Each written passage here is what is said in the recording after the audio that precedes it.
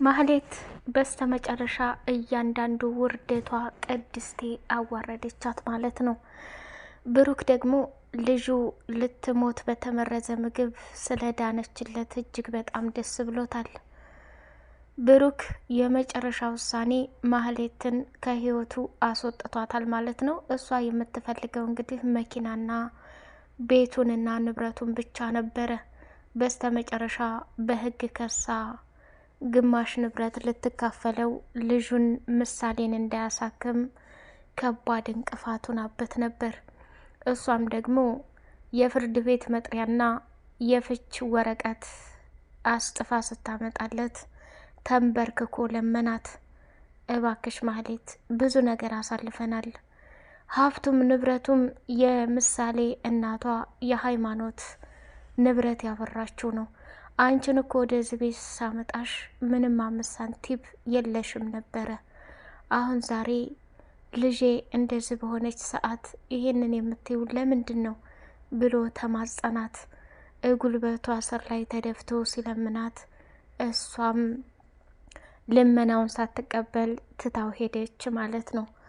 በስተመጨረሻ እንግዲህ እሱም ደግሞ በግልባጩ እሷን የማይፈልግበትን መንገድ እንዲሁም ደግሞ አንዲትም የሀብት ንብረት ተካፋይ የማትሆን ማስረጃ አምጥቶ ሲሰጣት በቁሟ ፌንት በልታ ወደቀች።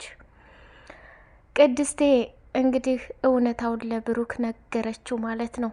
እስከ ዛሬ ድረስ ምሳሌን እየጠበቅኳት የነበርኩት እኔ ነኝ። ከእህቷ ኤፍራታ ጋር ሳሎን ቁጭ ብለው ስለ ምሳሌ መግደልና እስከ መጨረሻው ለማስወገድ ሲመካከሩ ሰምቻለሁ። ትናንትናም ደግሞ ቅድስቴ እውነቱን ስትናገር ለብሩክ ምሳሌ ቁርስ አብልተናት ወደ ትምህርት ቤት ልንወስዳት ስንል በድንገት የወደቀችው ማህሌት የምሳሌን መድኃኒት ቀይራባት ነው። ይህንንም ደግሞ ከኤፍራታ ጋር ተነጋግረዋል ብላ ለብሩክ እውነቱን ነገረችው። ብሩክ ደግሞ ማመን አቃተው። እንደውም ልጨምርልህ ጋሼ፣ እኔ ብታምኔ ባታምኔ ምንም ችግር የለብኝም። በተደጋጋሚ ስልክ እየደወለች መኪናውንና ቤቱን የሚገዛህ እከሌ ነው እና ቪዲዮ ማስረጃ እኔ ደግሞ ቀርጬ አስቀምጫለሁ። ማህሌት ለእኔ ጥላቻ ያላት እያንዳንዱ ነገር ለምሳሌ ስከላከልላት ብዙ ጊዜ በመርዝ ልትገላት እኔ ነኝ ያተረፍኳት እና እውነታውን አምነህም አላመንክም አንተ ታውቃለህ። እስከ ዛሬ ድረስ ዝም ያልኩት የእናንተ የህይወት ትዳር እንዳይበላሽ ብዬ ነው አለችው። እሱም ደግሞ ግራ ገባውና ቅድስት ምን ልመን? እስከ ዛሬ ድረስ የት ነበርሽ? እኔ እኮ በዚህ ዓለም ላይ መኖር የምችለው ምሳሌ ልጅ ስትኖር ብቻ ነው። ማህሌት እኮ ጥንቅር ማለት ትችላለች። እንዴት አንቺ እስካሁን ይህንን ሁሉ ደብቀሽኝ ልትኖሪ ትችያለሽ? ብሎ አፋጠጣት። ቅድስቴም እንግዲህ እውነቱን ተናገረች። አንተና እሷ እንድትለያዩ ስላልፈለግኩ እና በሰዓቱ ደግሞ ብነግርህ የምታምነኝ አልመሰለኝም ብላ አለችው። ብሩክ ደግሞ የማህሌትን ስራ ወደ ኋላ ተመልሶ በማስታወስ እጅግ በክፋትና በተንኮል የተወጠረች መሆኑን አወቀና ራሱን መቆጣጠር አቃተው። በመጨረሻ ምሳሌ መኝታ ክላሷ ሄደና እኔ ጠንካራ አባት ነው ያለሁሽ፣ አሳክምሻለሁ፣ ሕክምናውንም በቅርብ ትጀምሪያለሽ እያለ አላት።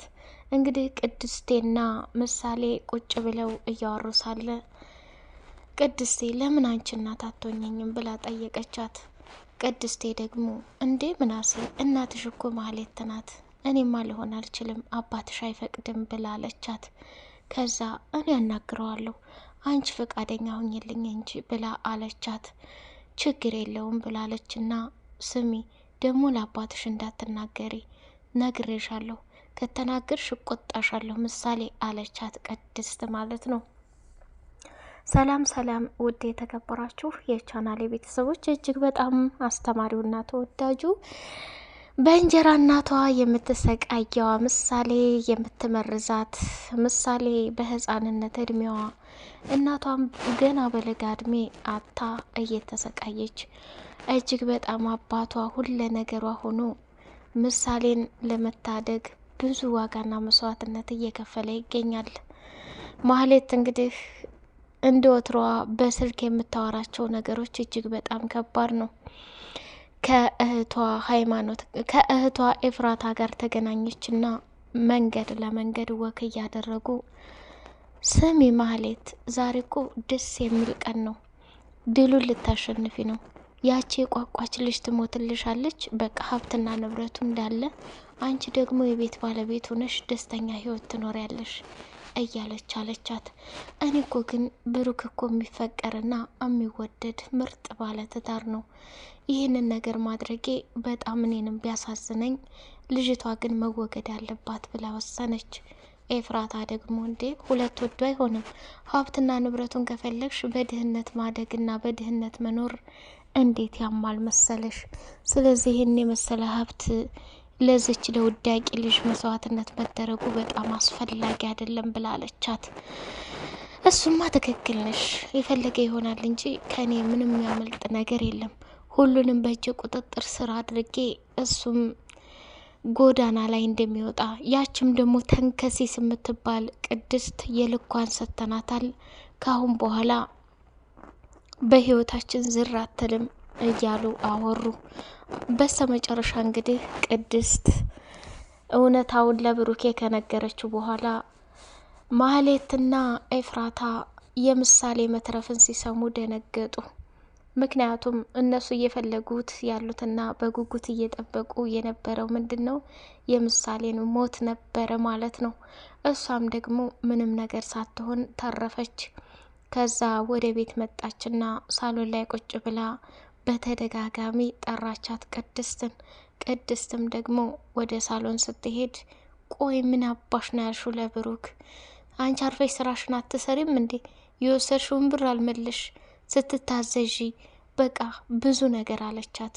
ሰራተኝነት ክብሯን ወደ ታይ ዝቅ አደረገችውና ነይህን ካልሳንሽ ብላ ስትል ማህሌት እግር ስር ነበርና ካልሱን ልታነሳ ጎንበስ ስትል በጥፊ ጠፈጠፈቻት። ቅድስቴም ከዛ ቦታ ላይ ምን አድርጌሽ ነው ማህሌት እንደዚህ እኔ ላይ እትዬ ማለቱም ቀረ እንዲ? አይ አያስፈልግም። ምን አርጌሽ ነው እንደዚህ የምታሰቃየኝ? ምን በድሌሽ ነው እያለች አለቻት። ሂዚ ጥፊ ከዚህ ቆሻሻ ብላለቻት። ከዛ ቅድስቴም እያለቀሰች ወደ ክችን ቦታ ላይ ገባች ማለት ነው። እንግዲህ የምሳሌ አባት ብሩኬ ደግሞ ወደ ምሳሌ መኝታ ክፍል ሄዶ እንደምትድንና ትምህርቷንም እንደምትቀጥል በተደጋጋሚ ነገራት ማለት ነው። እሷም ደግሞ ብዙ ጥያቄዎችን መጠየቅ ትወዳለች። ከዛ ደግሞ ማህሌት ውጭ ቆይታ ነበርና ወደ ቤት ስትመጣ ለብሩክ የፍቺ ወረቀትና ሀብትና ንብረቱን በራሷ ስም የሚያመለክት ነገር ሰጠችው። እንዲሁም ደግሞ የፍርድ ቤት የክስ ወረቀት ስትሰጠው በጣም ደነገጠና ልመና በልመና አደረጋት። መጨረሻ ላይ እሷ ደግሞ ዘር በልባክህ ሳይሆን ነበር መጠንቀቅ፣ ምንም ቢሆን እኔ ባለ ንብረት ነኝ፣ አንድ ነገር እኔ ሳልፈቅድ ምንም ነገር ሊሆን አይችልም ብላ ዛተችበት። ብሩክም እንግዲህ የራሱ እቅድና አስተሳሰብ ስላለው ምንም ሳይከራከራት ተሳሎን ተነሳና የሚበጃትን ነገር አመጣላት። በስተ መጨረሻ እንግዲህ ማህሌት ያንን ወረቀት ስታነበው እራሷ ወደ ኋላ ፌንት ወደቀች። ከዛ ያንን ወረቀት ደግሞ በደንብም ጨርሳ አላነበበችው ነበርና ቅድስት እንድታነብ በተደጋጋሚ ሰጣትና እየጮሽ አንብቢላት፣ አየሽ እያንዳንዱ ተንኮልሽና ውርደትሽ ይህንን ያክል ነው።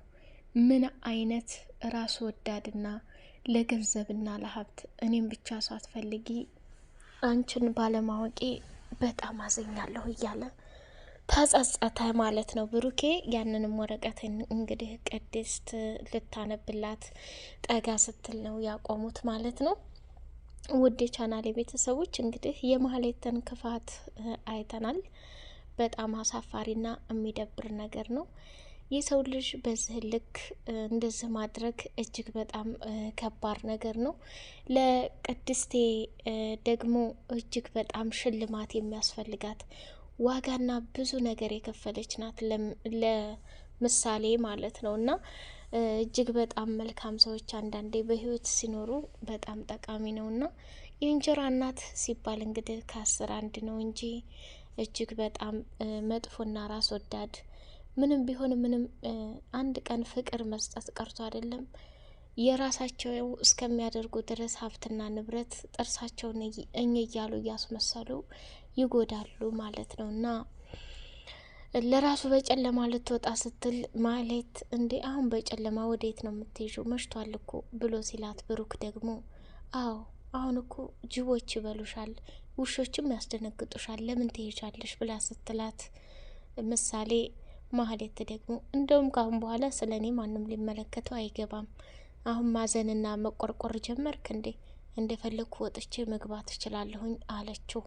ከዛ ምሳሌ ደግሞ አረ እንደዛ አትበይ፣ ጅብም ይበላሻል፣ ውሻም ያስደነግጥሻል፣ በጨለማ ትሄጂ ስትላት ከዛ ምንም ነገርም አላለችም።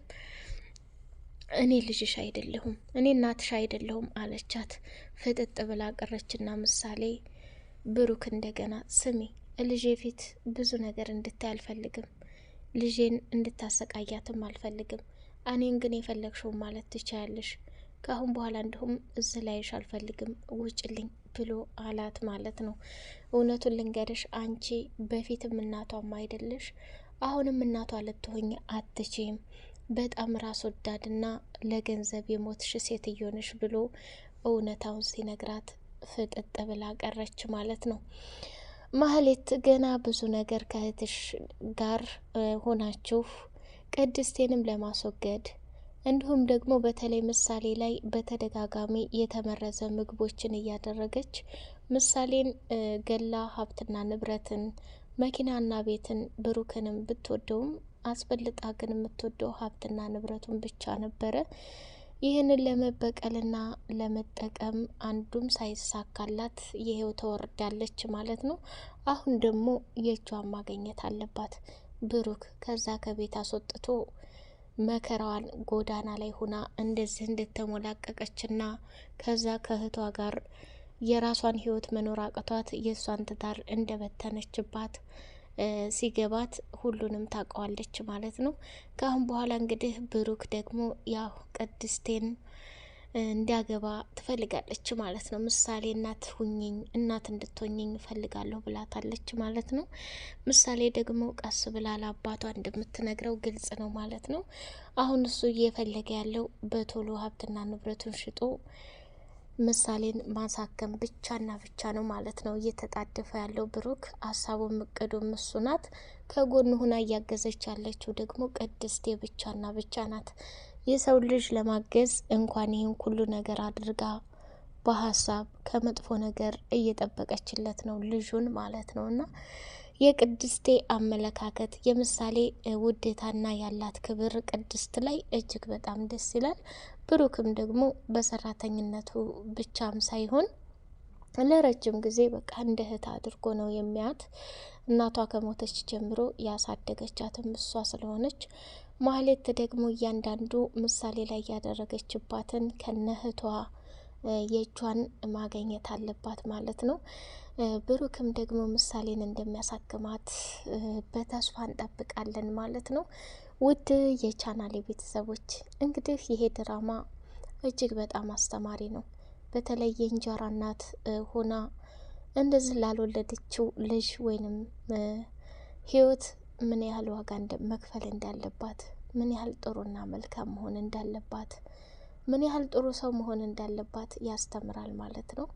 በህይወት እስካለን ድረስ መልካምና ጥሩ ሰዎች እንሆን፣ ነገ ላይ እኛንን የምንደሰትበት ማለት ነው። ውድ የቻናሌ ቤተሰቦች በቀጣዩ ፓርት እንግዲህ አሁንም ቢሆን ማህሌትና ኤፍራታ የእጃቸውን አግኝተው ምሳሌ ደግሞ ሕክምናውን ታክማ ቅድስቴም ደግሞ በደስታ ተሞልታ የምናያቸው አጋጣሚ ይሆናል ማለት ነው።